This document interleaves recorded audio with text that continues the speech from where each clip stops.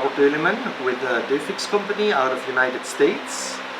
We are a supplier to the window coverings trade. We supply iron-on workroom supplies, iron-on products, industrial ironing equipment, and we are here at Workroom Tech in Tryon, North Carolina. And I'm Susan Woodcock, owner of Workroom Tech, and we do hands-on training for workroom professionals. So we're delighted to have Robert here installing the iron system, which we're going to see today. Okay, when installing a döfix track package to a drop ceiling, what we need to do, we need to build a frame out of either 2x2 or 2x4s that will be attached to the rafters using an angle iron, and then we will put our track package onto this frame to support our iron. We have two what we call cross pieces, which are these. They mount this way, and then we have one long piece with two small pieces attached that mounts this way, where the two small pieces attach to the cross pieces this way.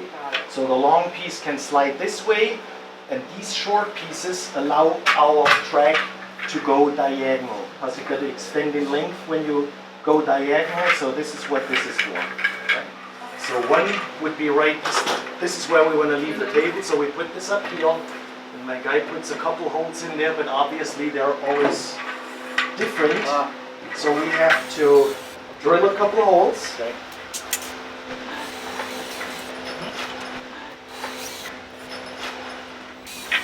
Now we need to countersink those a little bit. See, the blade needs to pass. Yeah.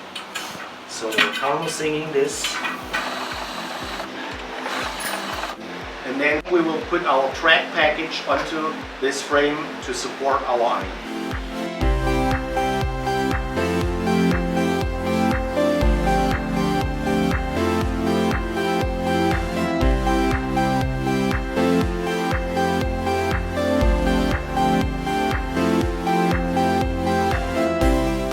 Okay, once our track package is up, we have the 2x4 frame, we have our two cross pieces that go widthwise, I guess, with the table.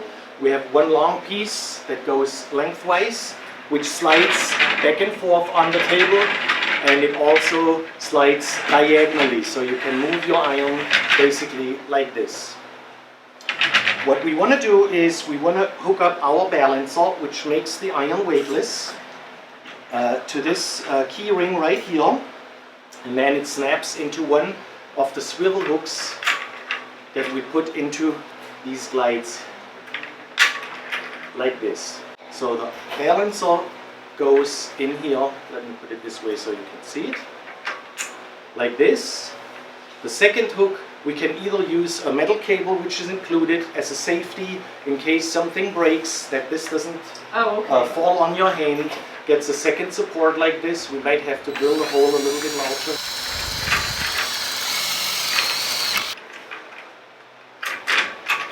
Okay, and then our iron simply hangs into this. We can adjust the tension. You see that this is, the iron at this point is way too heavy for this. That simply depends on the height where your frame is mounted. So all we do is we tighten this screw here. Let go.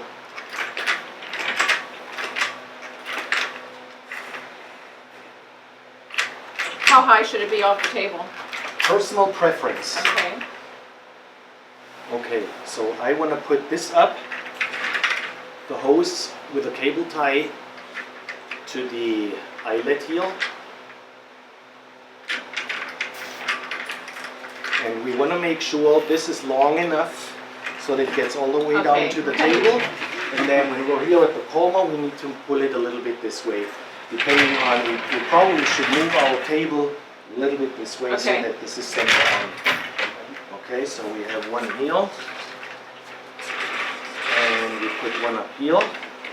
What you want is when you have this any place and you let go, it's supposed to stay right there.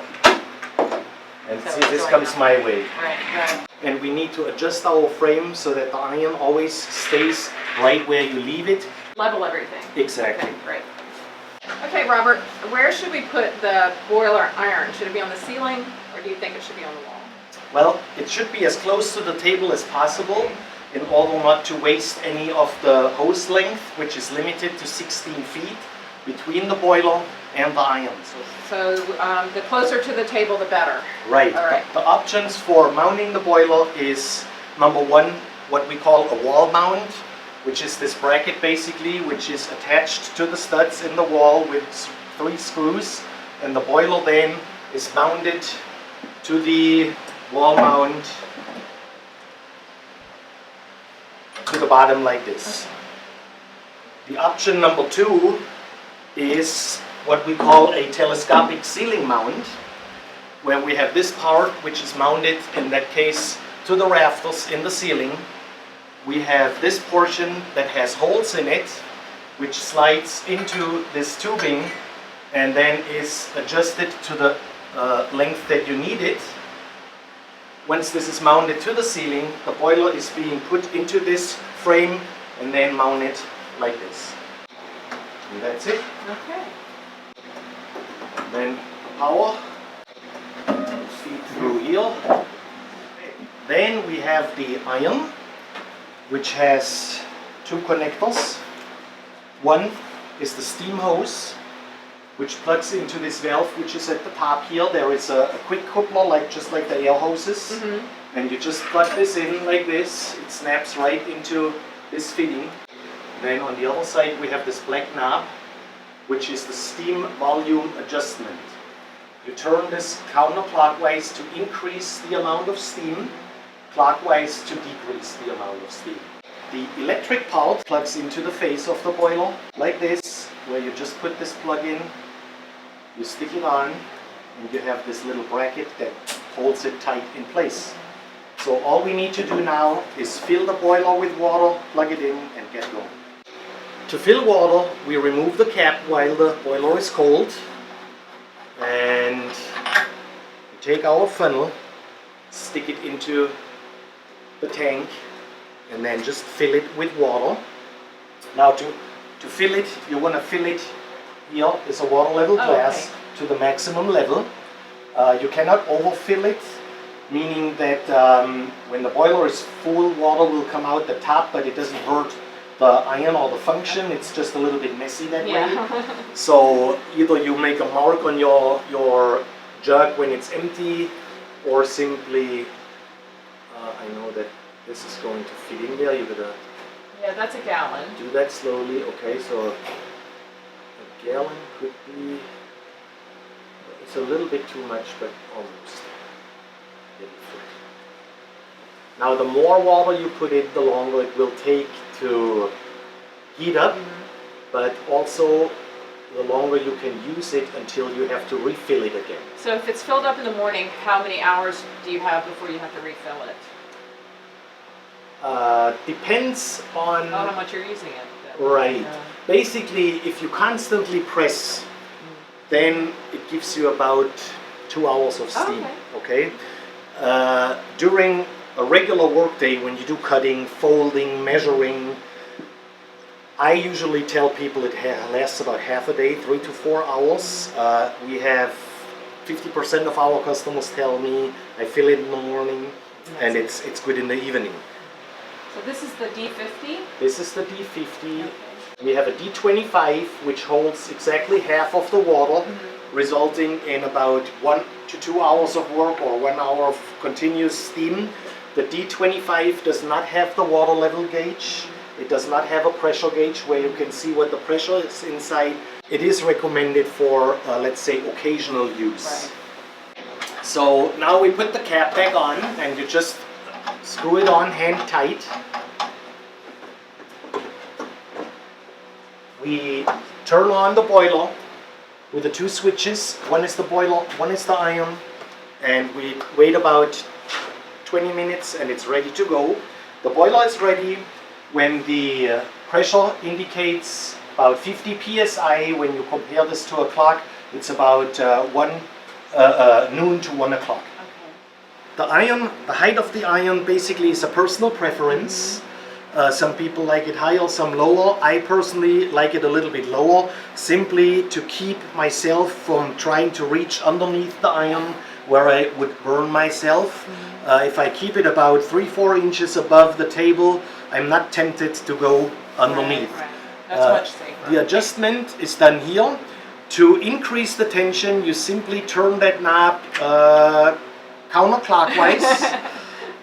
To decrease the tension, we want to take the weight off. So simply undo the iron here, and then that silver knob you need to pull out and hold on to it because it will spin backwards. Right, okay. So you pull this out and then you just let go slowly. You see how it moves? And that decreases now the tension, and that's a little bit here. We'll try that. See how that does for us.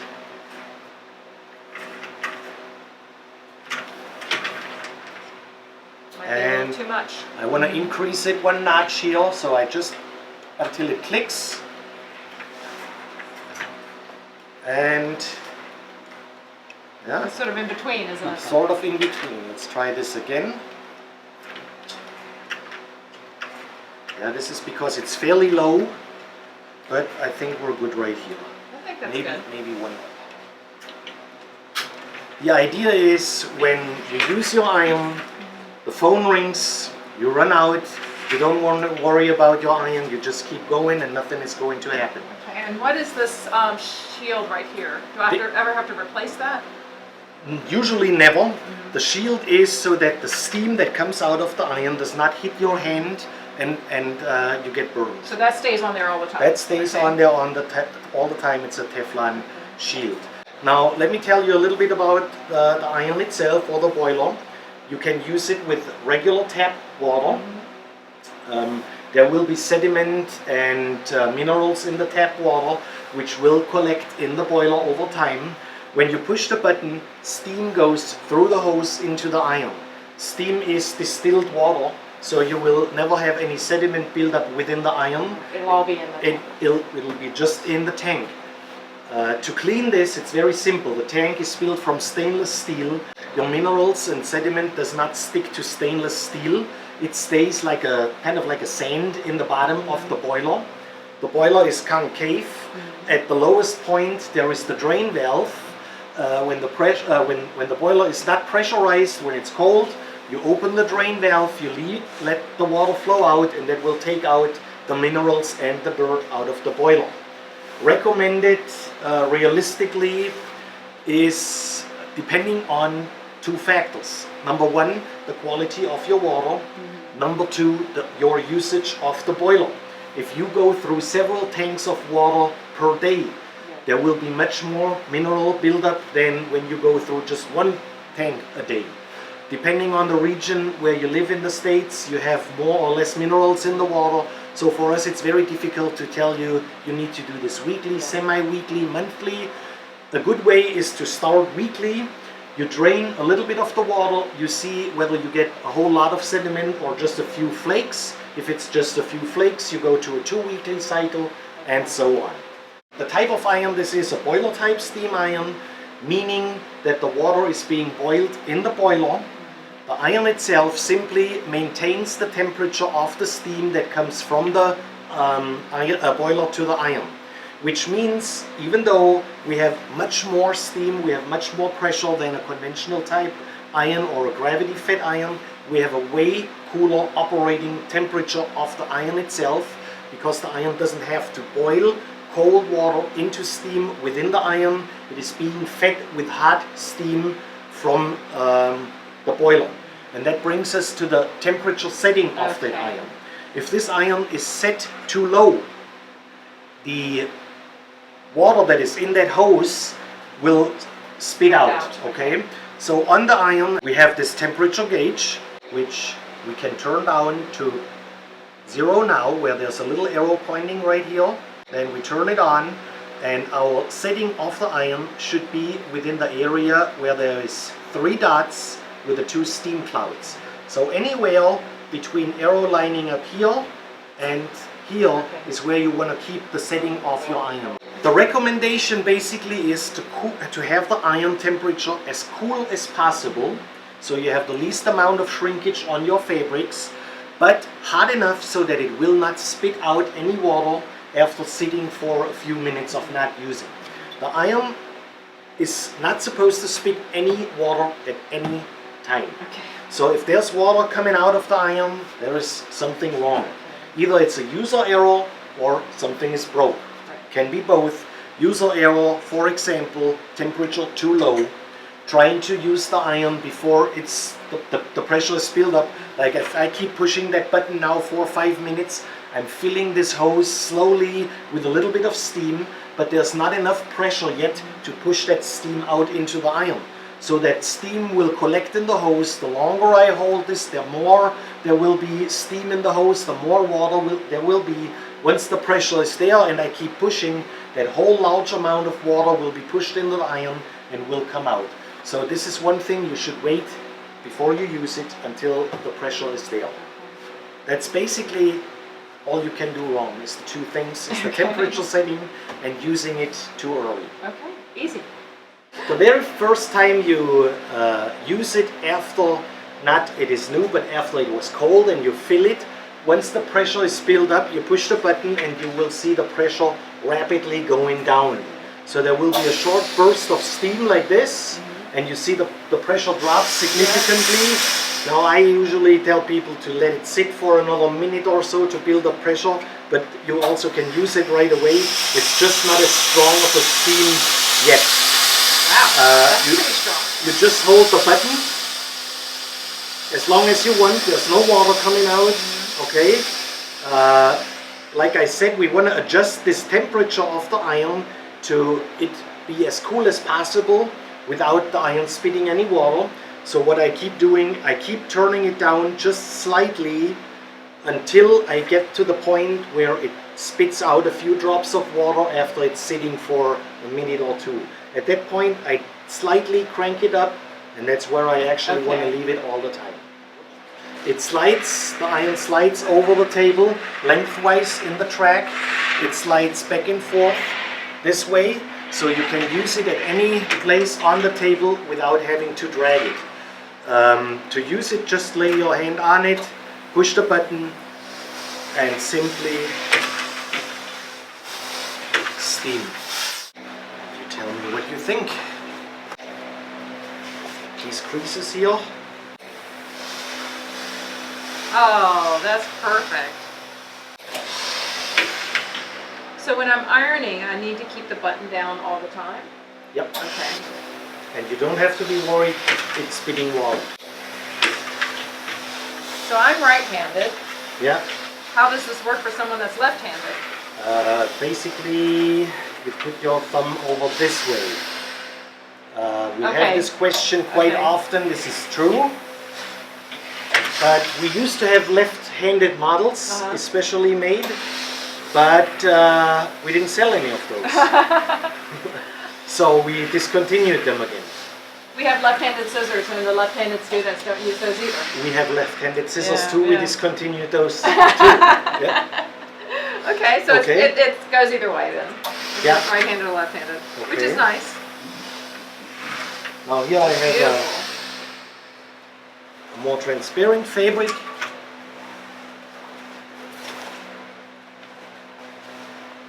So that's the type of fabric that a hot iron would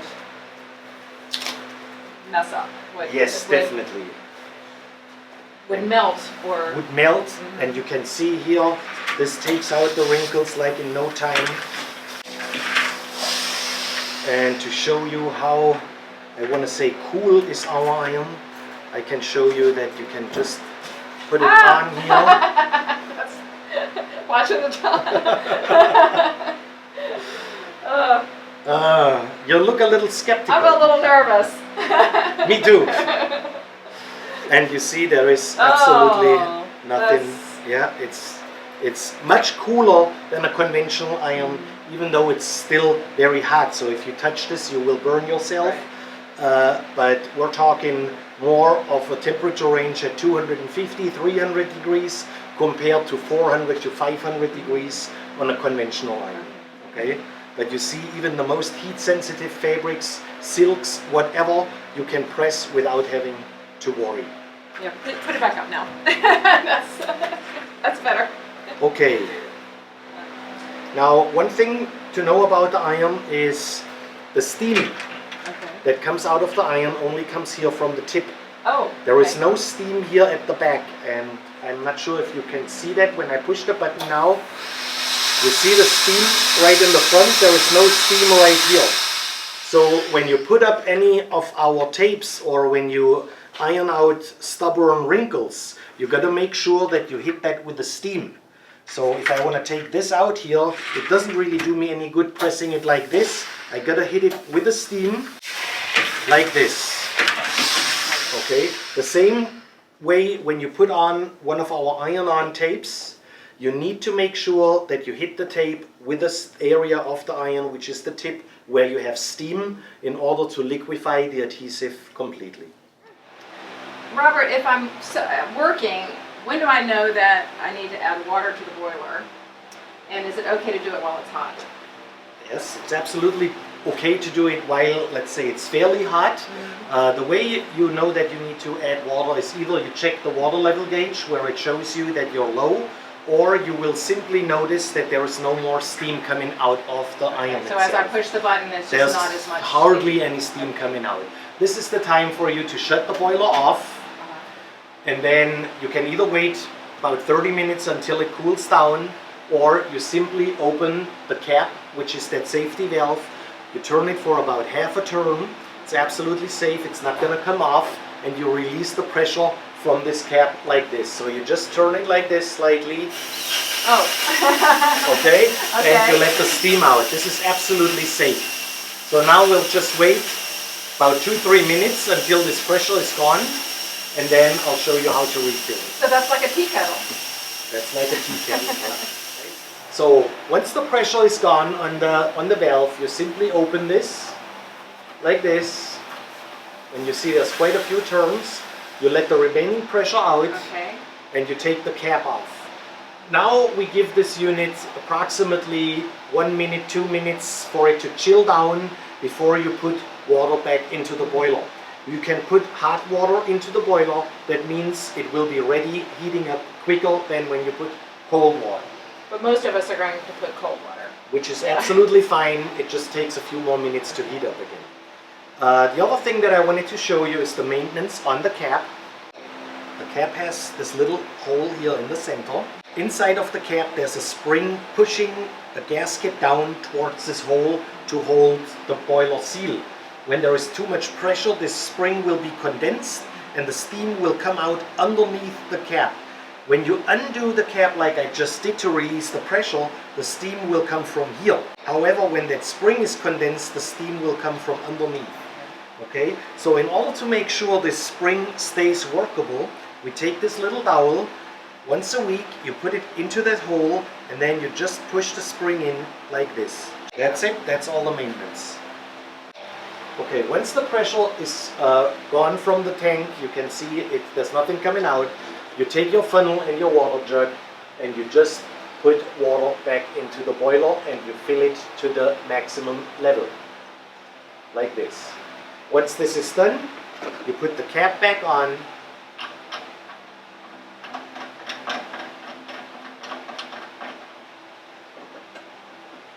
Turn the boiler on. Takes about 15-20 minutes again until it's ready, and you're good to go. What if you run out of water in the iron? Is that going to burn up the element? Is it? Do I need to really keep a close eye on that? Not really. Like I described before, you will notice when you run out of water that there will be less and less steam when you use it. At this time, simply turn it off. The heating element has a thermostat built in that protects it from it burning itself up. However, you shouldn't run this for an extended period of time without water. When you notice that you're out of water, simply turn it off, give it a few minutes for it to cool down, and put water in. Okay. And what about maintaining the sole plate? I see you've got a cover on here, spring cover, and this is hot, so we can't take that off. But should I clean that? Do I need to clean underneath of that?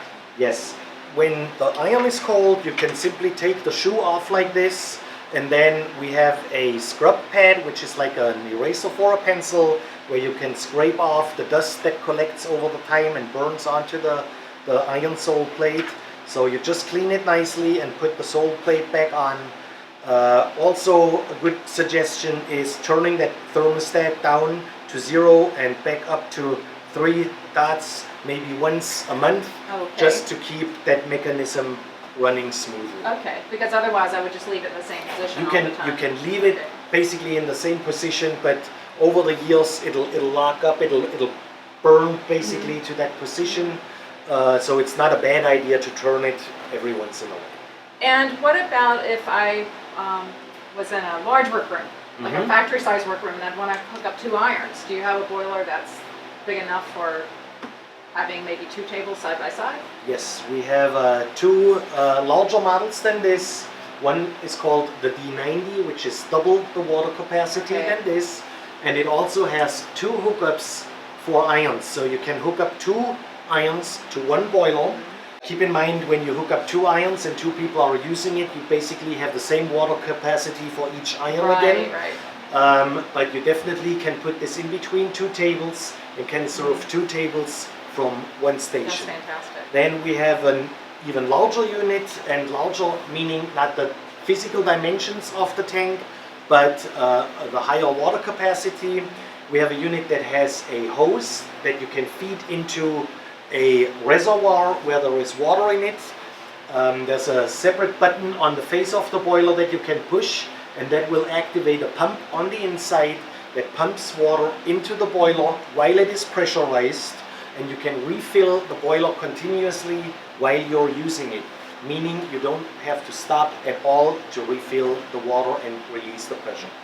For a workroom, small size workroom with 1 or 2 employees, what would be the size that you would recommend? This would be this unit here, which is called a D50. This is our best-selling unit, and this gives you, in a typical workroom, my recommendation is to fill it once a day. If you don't use it that much, you fill it just 1 time in the morning. Well, Robert, thank you so much for coming to Workroom Tech and showing us how to install the iron and all of these great products, which everyone will be able to see when they come to Workroom Tech and take classes and take seminars with the döfix products. It's just been a joy having you and your wife here, and I'm looking forward to using the iron. It's going to be great fun for me because I've never had a boiler iron. I can't wait to get started. Well, thank you for having us here. I'm sure you will love it. And thank you for your attention. Hope we answered quite a few of your questions. You can find us on the internet. It's www.döfix.com.